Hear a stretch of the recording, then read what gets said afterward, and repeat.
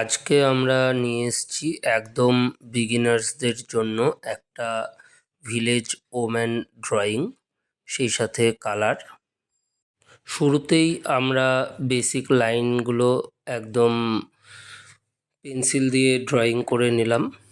এরপরে black sketch pen, মার্কারও use করা যেতে পারে, মার্কার দিয়ে আমরা ফাইনাল লাইনগুলো টেনে নিচ্ছি। লাইন টানা হয়ে গেলে আমরা একটু দূরের গাছ, একটু জমি একটু করে নিলাম।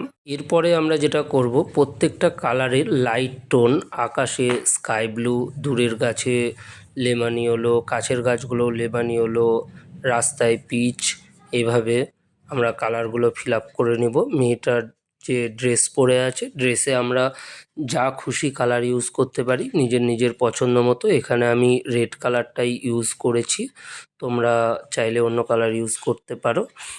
এরপরে প্রত্যেকটা কালারের আমরা ডার্ক টোন ইউজ করব। যেমন স্কাই ব্লুর ক্ষেত্রে আমরা আল্ট্রামেরিন ব্লু ইউজ করেছি, দূরের গাছে আমরা ভিরিডিয়ান গ্রিন, কাছের গাছগুলো লিফ গ্রিন। এভাবে আমরা কালারগুলো একের পর এক ইউজ করব।